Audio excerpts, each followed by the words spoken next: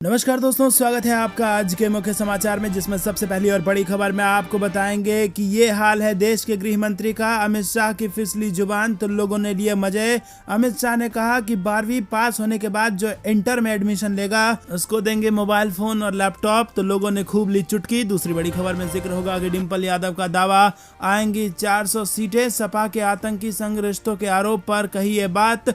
तीसरी बड़ी खबर में जिक्र होगा पंजाब का, चन्नी ने लगाया गंभीर आरोप, डेरा सच्चा सौदा से समर्थन ले रही है भारतीय जनता पार्टी और अकाली दल। चौथी बड़ी खबर में आपको बताएंगे कि वोटिंग का रुझान देखकर मंत्री जी का मूड ऑफ। पोलिंग बूथ पर सीआरपीएफ जवान से भिड़े मंत्री, तो लोगों ने दी ऐसी प्रतिक्रिया। और पांचवी बड़ी खबर में जिक्र होगा कि मुख्यमंत्री चन्नी ने किया दावा, पंजाब में कांग्रेस को भारी बहुमत से सत्ता में लाएगी जनता। 2/3 बहुमत की तरफ बढ़ रही है कांग्रेस। तो दोस्तों, क्या उत्तर प्रदेश में समाजवादी पार्टी और पंजाब में बनेगी कांग्रेस की सरकार? आपको क्या कुछ लगता है कमेंट में जरूर बताइए, लेकिन उससे पहले वीडियो लाइक करके समर्थन दर्ज कराना मत भूलिएगा। साथ ही साथ अगर चैनल पर नए हैं तो लाल बटन को दबा के चैनल को फ्री में सब्सक्राइब करके घंटी बजा करके रख लीजिए। दोस्तों, रुक करते हैं सबसे पहली और बड़ी खबर की तरफ। ये हाल है देश के गृह मंत्री का, अमित शाह की फिसली जुबान तो लोगों ने लिए मजे। जी हां दोस्तों, आपको बता दें कि तीसरे चरण के मतदान से पहले केंद्रीय गृह मंत्री अमित शाह ने विपक्ष पर जोरदार हमला बोला। समाजवादी पार्टी को घेरते हुए अमित शाह ने कहा कि अगर गलती से भी समाजवादी पार्टी सत्ता में आती है तो आजम खान, अतीक अहमद और मुख्तार अंसारी जैसे लोग बाहर आ जाएंगे। लेकिन दोस्तों, इसी बात पे कुछ ऐसा भी बोल दिया है अमित शाह ने जिससे लोग जबरदस्त चुटकी ले रहे हैं। आपको बता दें कि भाजपा के स्टार प्रचारक और देश के गृह मंत्री ने अर्थ का अनर्थ कर दिया। सोशल मीडिया पर अमित शाह के भाषण का एक वीडियो इस वक्त वायरल हो रहा है, जिसमें अमित शाह कह रहे हैं कि मैं युवाओं को बताना चाहता हूं कि आप भारतीय जनता पार्टी की सरकार बना दो, इसके बाद जो भी 12वीं पास करके इंटर में एडमिशन लेगा उसे बीजेपी सरकार लैपटॉप और स्मार्टफोन देगी। अरे अखिलेश यादव, किसे डराने का काम कर रहे हो भाई? तो दोस्तों, आपको बता दें कि 12वीं पास करके अगर आप इंटर में एडमिशन लेंगे तो अमित शाह जी आपको लैपटॉप और स्मार्टफोन देंगे। तो दोस्तों, क्या ये जवान फिसलने की गलती है या फिर जानबूझ के कही गई है क्योंकि किसी को लैपटॉप और स्मार्टफोन देना ही नहीं है?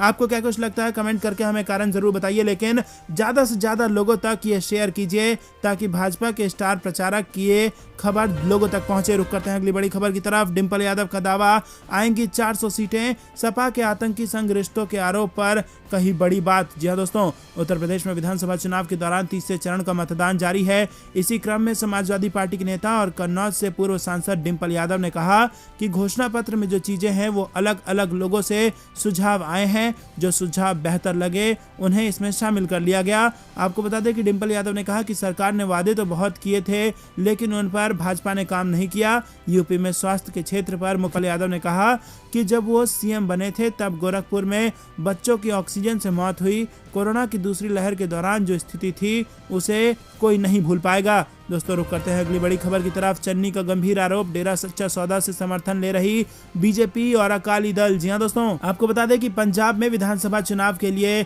वोटिंग हो चुकी है और विधानसभा चुनाव के लिए मतदान प्रक्रिया के बीच राज्य के मुख्यमंत्री चरणजीत सिंह चन्नी ने रविवार को शिरोमणि अकाली दल और भारतीय जनता पार्टी पर निशाना साधते हुए कहा कि दोनों पार्टियां डेरा सच्चा सौदा से समर्थन ले रही हैं। चन्नी ने ट्विटर पर लिखा कि अकाली और बीजेपी की साझेदारी खुलकर सामने आ चुकी है और दोनों डेरा सच्चा सौदा से समर्थन ले रहे हैं। उन्हें टीम बनाने दो। पंजाब के लोग इन भागीदारों के खिलाफ मिलकर काम कर रहे हैं और उन्हें अपने वोटों से सबक सिखाएंगे। बारात जिन्नी मर्जी वद्दी होवे, पिंड तो घट ही होंदी है। बताते हैं कि पिछले साल ही पंजाब के मुख्यमंत्री नियुक्त किए गए चन्नी राज्य में कांग्रेस पार्टी के सीएम उम्मीदवार हैं। रुक करते हैं अगली बड़ी खबर की तरफ। वोटिंग का रुझान देखकर मंत्री जी का मूड ऑफ। पोलिंग बूथ पर सीआरपीएफ जवान से भिड़े मंत्री, तो लोगों ने दी ऐसी प्रतिक्रिया। जी हां दोस्तों, उत्तर प्रदेश में 20 फरवरी को तीसरे चरण की वोटिंग हो चुकी है। कुछ जगहों पर छोटे मोटे विवाद भी सामने आए हैं। कासगंज स्थित विधानसभा 101 अमापुर किंगनपुर में लोगों ने गांव से 6 किलोमीटर दूर बूथ बनाने पर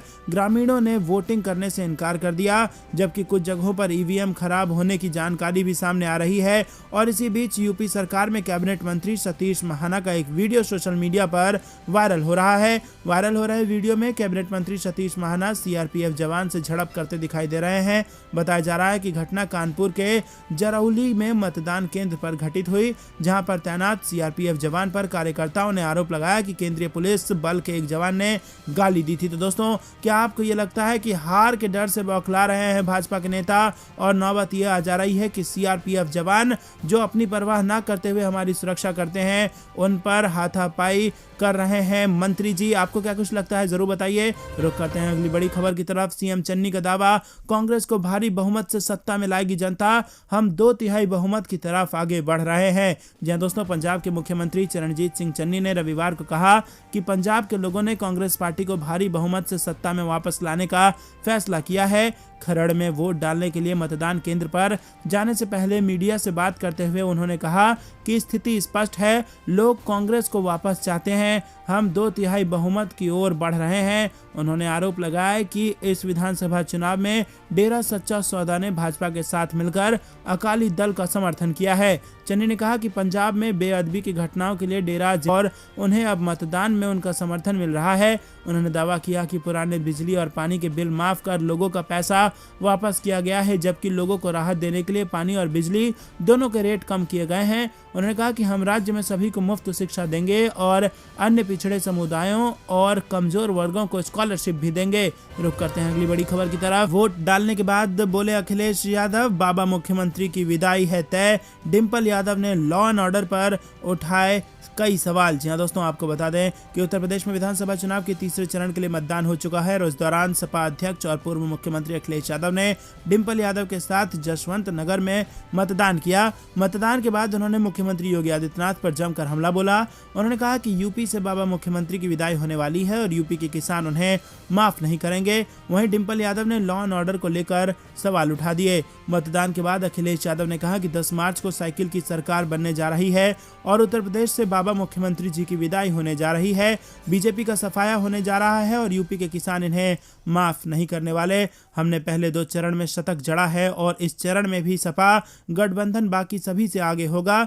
जनता बीजेपी से खुश नहीं है और इस बार का चुनाव उसे उत्तर प्रदेश से हटाने के लिए है। वो चिंतित हैं कि जनता उनसे नाराज है, इसीलिए उनकी भाषा और व्यवहार बदल गया है। दोस्तों, रुक करते हैं अगली बड़ी खबर की तरफ। यूपी चुनाव में बीजेपी का होगा सुपड़ा साफ। मुख्तार के गढ़ में बेटे अब्बास अंसारी ने भरी हुंकार। जहां दोस्तों, उत्तर प्रदेश के मऊ जिले में विधानसभा चुनाव की सरगर्मियों के बीच रविवार को चुनाव प्रचार करने निकले मुख्तार अंसारी के बेटे सपा और सुभाषपा प्रत्याशी अब्बास अंसारी ने वोट मांगा है। अब्बास अंसारी ने सदर विधानसभा क्षेत्र के परदहा ब्लॉक के मंसारी गांव में जनसंपर्क कार्यक्रम के दौरान भाजपा पर जमकर हमला बोला। अब्बास अंसारी ने कहा कि प्रदेश में तीसरे चरण के मतदान में सरकार के खिलाफ जनता का गुस्सा अब चरम पर है। वहीं आपको बता दें कि मऊ सदर सीट से इस बार मुख्तार अंसारी चुनावी मैदान में है। रुक करते हैं अगली बड़ी खबर की तरफ। धर्म और जाति के नाम पर वोट मांगने वाले नेताओं से रहें सावधान, प्रियंका गांधी ने दी चेतावनी। जी हां दोस्तों, कांग्रेस की राष्ट्रीय महासचिव और उत्तर प्रदेश मामले की प्रभारी प्रियंका गांधी ने रविवार को जनता से धर्म और जाति के नाम पर वोट मांगने वाले नेताओं से सावधान करने की अपील की है। वाड्रा ने रायबरेली के जगतपुर में चुनावी जनसभा को संबोधित करते हुए जनता से अपने हक के लिए जागरूक होने का आह्वान किया। वाड्रा ने कहा कि एक तरफ प्रदेश में हुनर है, नौजवान है, उपजाऊ जमीन है, तो दूसरी तरफ किसानों की परेशानी है, महिलाओं पर अत्याचार है, बेरोजगारी है और दलितों पर अत्याचार है। ये सब क्यों हो रहा है? क्योंकि जो राजनीति आपके सामने आई है वो सिर्फ आपको गुमराह करने वाली राजनीति है। वाड्रा ने आगे कहा कि जो नेता हैं वो समझ नहीं रहे हैं कि उनका काम क्या है। वो सोच रहे हैं कि 5 साल बाद यहाँ आएंगे, धर्म की बात करेंगे, आपके जज्बातों को उभारेंगे, आपको असुरक्षित महसूस कराएंगे, आपकी जाति की बात करेंगे और आपका वोट पालेंगे। दोस्तों, रुक करते हैं अगली बड़ी खबर की तरफ। चुनाव आयोग ने स्टार प्रचारकों की संख्या पर लगा प्रतिबंध हटाया। 23 फरवरी तक नई लिस्ट जमा कर सकती हैं सभी पार्टियां। जहां दोस्तों, देश में कोरोना के घटते मामले को देखते हुए चुनाव आयोग ने सभी पार्टियों के लिए स्टार प्रचारकों की संख्या के संबंध में बड़ी राहत दी है। कोविड-19 मामले में गिरावट का हवाला देते हुए चुनाव आयोग ने रविवार को स्टार प्रचारकों की संख्या को बहाल कर दिया, जिससे अब सभी पार्टियां नियम के मुताबिक पहले जितनी संख्या में स्टार प्रचारकों को मैदान में उतार सकती हैं। आपको बता दें कि अब मान्यता प्राप्त राष्ट्रीय और राज्य दल अधिकतम 40 स्टार प्रचारकों को मैदान में उतार सकते हैं। अन्य पार्टियां जो पंजीकृत हैं लेकिन मान्यता प्राप्त नहीं है, उनके पास अब 20 स्टार प्रचारक हो सकते हैं। आयोग ने अक्टूबर 2020 में मान्यता प्राप्त राष्ट्रीय और राज्य दलों के लिए स्टार प्रचारकों की संख्या 40 से घटाकर 30 कर दी थी, क्योंकि कोरोना वायरस महामारी के बीच बिहार विधानसभा चुनाव और कई राज्यों में उपचुनाव के प्रचार के दौरान बड़ी भीड़ देखी गई थी। गैर मान्यता प्राप्त पंजीकृत राजनीतिक दलों के लिए स्टार प्रचारकों की अधिकतम संख्या 20 से हटाकर 15 कर दी गई थी। दोस्तों, रुक करते हैं अगली बड़ी खबर की तरफ। अखिलेश यादव का भाजपा पर हमला, बोले एक ही प्रदेश के हैं, बैंकों का रुपया लेकर भागने वाले। जी हां दोस्तों, सपा अध्यक्ष अखिलेश यादव ने कहा कि भाजपा ने भ्रष्टाचार मुक्त भारत का वादा किया था, लेकिन इस सरकार के शासनकाल में भ्रष्टाचार इतना बढ़ गया है कि आम जनता का बैंकों में रखा रुपया लेकर उद्योगपति विदेश भाग रहे हैं।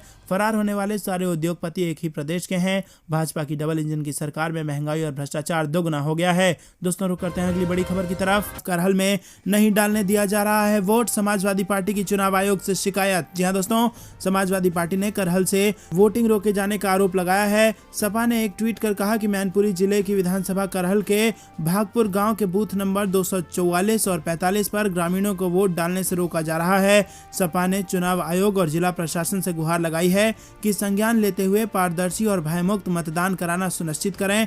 वहीं पुलिस ने दावा किया है कि कोई समस्या नहीं है, मतदान ठीक चल रहा है। तो दोस्तों, आपको बता दें, संज्ञान लेने के लिए और पारदर्शी और भयमुक्त मतदान कराने के लिए समाजवादी पार्टी ने अपील की है। रुक करते हैं अगली बड़ी खबर की तरफ। सपा का बटन दबाने पर भाजपा की पर्ची निकल रही है, समाजवादी पार्टी ने लगाया आरोप। जी हां दोस्तों, उत्तर प्रदेश में विधानसभा चुनाव के लिए तीसरे चरण का मतदान हो रहा है। बड़ी संख्या में लोग अपने मत का प्रयोग करने के लिए पोलिंग बूथ पहुंच रहे हैं और इसी बीच समाजवादी पार्टी ने कुछ पोलिंग बूथों पर इलेक्ट्रॉनिक वोटिंग मशीन में गड़बड़ी का आरोप लगा दिया है। पार्टी ने कहा कि भोगनीपुर में सपा का बटन दबाने पर भाजपा की पर्ची निकल रही है। पार्टी ने चुनाव आयोग से इस मामले में संज्ञान लेने की अपील की है। समाजवादी पार्टी ने अपने ट्विटर हैंडल से ये मामला उजागर किया है। पार्टी ने अपने सोशल मीडिया हैंडल पर लिखा कि कानपुर देहात की भोगनीपुर 208 विधानसभा के बूथ संख्या 121 पर सपा का बटन दबाने पर बीजेपी की पर्ची निकल रही है और इस पर चुनाव आयोग संज्ञान ले, सुचारू एवं निष्पक्ष मतदान सुनिश्चित करें। दोस्तों, रुक करते हैं अगली बड़ी खबर की तरफ। कई साल बाद छोटे भाई शिवपाल के साथ दिखे सपा महासचिव रामगोपाल यादव, बोले आज पार हो जाएगा 150 सीटों का आंकड़ा। जी हां दोस्तों, प्रसपा अध्यक्ष शिवपाल सिंह यादव के बड़े भाई और सपा महासचिव रामगोपाल यादव के साथ फोटो इस वक्त वायरल हो रही है। समाजवादी पार्टी सांसद रामगोपाल यादव ने विधानसभा चुनाव के तीसरे चरण के चुनाव के तहत रविवार को इटावा के जसवंत नगर में मतदान किया। उन्होंने दावा किया कि आज मतदान समाप्त होने के बाद सपा 150 सीटों का आंकड़ा पूरा कर लेगी। सपा से गठबंधन के तहत प्रसपा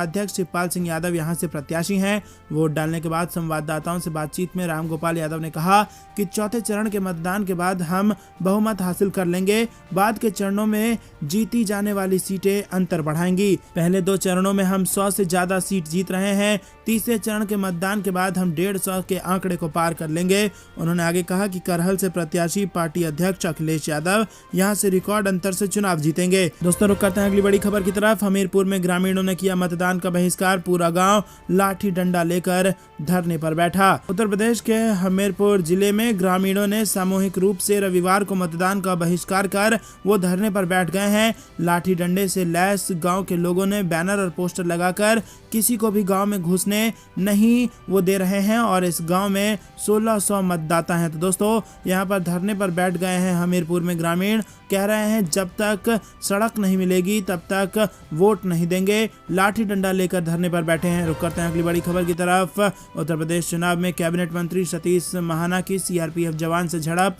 स्थानीय पुलिस ने कराया बीच बचाव। जी हां दोस्तों, उत्तर प्रदेश के कैबिनेट मंत्री सतीश महाना की कानपुर के जरौली में मतदान केंद्र पर तैनात सीआरपीएफ जवान से झड़प हो गई।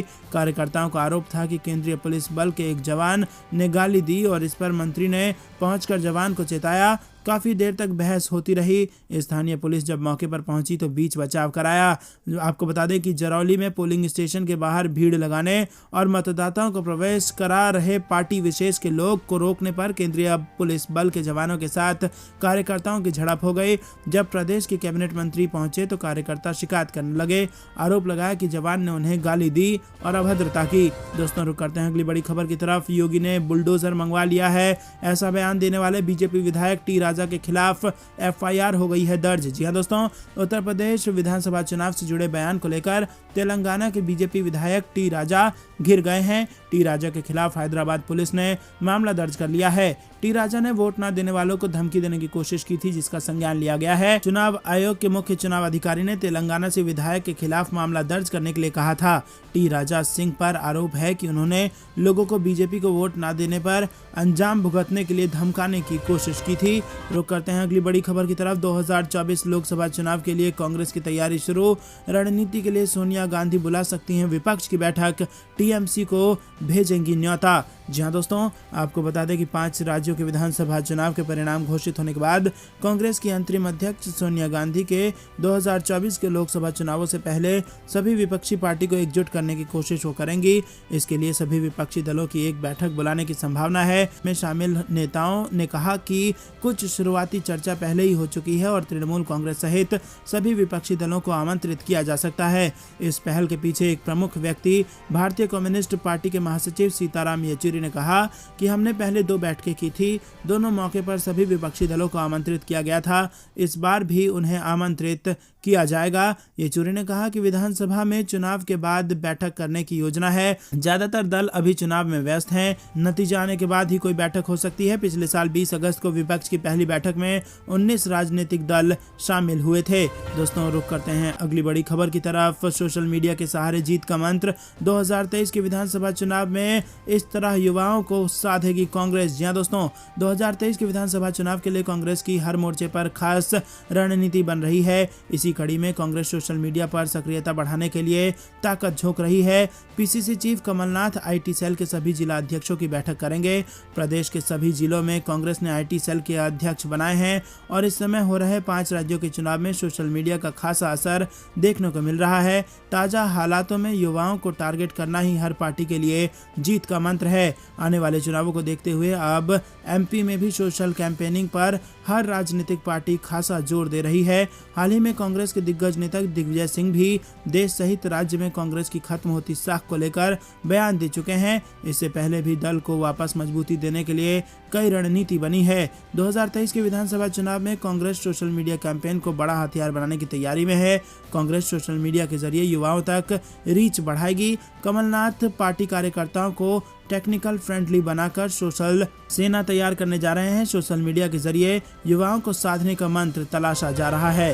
दोस्तों रुक करते हैं अगली बड़ी खबर की तरफ। मुख्यमंत्री चेहरे को लेकर मणिपुर बीजेपी में बवाल, दोहराया जा सकता है असम का फार्मूला। जी हां दोस्तों, मणिपुर विधानसभा चुनाव के लिए मतदान में कुछ ही दिन दूर हैं और सत्तारूढ़ भारतीय जनता पार्टी के भीतर मुख्यमंत्री पद के चेहरे पर उठाने वाले विवाद भी उसी हिसाब से तेज हो गया है। चुनाव से पहले मुख्यमंत्री चेहरे की घोषणा नहीं करने के बीजेपी हाईकमान के फैसले से इम्फाल में अटकलें लगाई जा रही हैं कि पार्टी पिछले साल असम का अपना फार्मूला मणिपुर में भी दोहरा सकती है। चुनाव के नतीजों के आने के बाद एन बीरेन सिंह की जगह किसी और को मुख्यमंत्री बनाया जा सकता है। असम में पिछले साल मई में लगातार दूसरी बार सत्ता में लौटने के बावजूद भाजपा नेतृत्व ने मौजूदा सीएम सर्बानंद सोनोवाल की जगह वरिष्ठ मंत्री हेमंत बिस्वा शर्मा को मुख्यमंत्री बनाया। गौरतलब है कि 60 सदस्यीय मणिपुर विधानसभा के लिए 2 चरणों में 28 फरवरी और 5 मार्च को मतदान होगा। वोटों की गिनती 10 मार्च को होगी। दोस्तों, यूपी में बीजेपी की रैली में रक्षा मंत्री राजनाथ सिंह को रोजगार के मुद्दे पर झेलनी पड़ी नारेबाजी। जी हां दोस्तों, उत्तर प्रदेश में 2 चरण के मतदान हो चुके हैं और अब तीसरे चरण का मतदान जारी है। लेकिन उससे पहले जो खबर आई है वो भाजपा को बड़ा नुकसान पहुंचा सकती है। रक्षा मंत्री राजनाथ सिंह का यहां पर विरोध हुआ है। रोजगार की तलाश में खड़े लोगों ने नारेबाजी शुरू कर दी है और भाजपा की रैली में यहां जहां पर बीचों बीच रैलियां हुई है। जी हाँ दोस्तों, तीसरे चरण के मतदान से पहले बेरोजगारी के मुद्दे पर घिर गई है भारतीय जनता पार्टी और सबसे बड़े नेता राजनाथ सिंह को घेर लिया है नौजवानों ने। रुक करते हैं अगली बड़ी खबर की तरफ। बुलडोजर वाले बयान पर शिवपाल यादव ने मुख्यमंत्री योगी को घेरा, जीत को लेकर किया बड़ा दावा। जी हाँ दोस्तों, यूपी में 20 फरवरी को तीसरे चरण का चुनाव है और इसी बीच प्रगतिशील समाजवादी पार्टी के मुखिया शिवपाल सिंह यादव ने 300 से ज्यादा सीटें लाकर सरकार बनाने का दावा फिर से कर दिया है। इसके साथ ही उन्होंने मुख्यमंत्री योगी आदित्यनाथ पर जमकर निशाना साधा। शिवपाल सिंह यादव ने योगी पर निशाना साधते हुए कहा कि एक मुख्यमंत्री को बुलडोजर चलेगा, ठोक दिया जाएगा, इस तरह की बातें नहीं कहनी चाहिए। ये पद की गरिमा के खिलाफ है। 10 मार्च को जैसे ही नतीजे आएंगे बीजेपी के सब लोग ठंडे हो जाएंगे। और इसके साथ ही उन्होंने कहा कि इस बार गठबंधन 300 से ज्यादा सीटें लेकर आएगा। इससे पहले पीलीभीत में योगी आदित्यनाथ जनसभा को संबोधित करने पहुंचे थे और इस दौरान उन्होंने पिछली सरकारों पर जबरदस्त हमला बोला था, लेकिन अब उसी के पलटवार में यहां पर शिवपाल सिंह यादव ने कहा है कि जिस प्रकार की भाषा का वो इस्तेमाल करते हैं वो मुख्यमंत्री के पद की गरिमा के खिलाफ है और इसी के साथ 300 से ज्यादा सीटें जीत के आ रही है गठबंधन। ये दावा फिर से दोहराया है शिवपाल। तो दोस्तों, ये थी दिन भर कुछ बेहतरीन और बड़ी खबरें। तक बने रहने के लिए बहुत बहुत धन्यवाद। देख रहे थे आपका अपना चैनल। जय हिंद, जय भारत।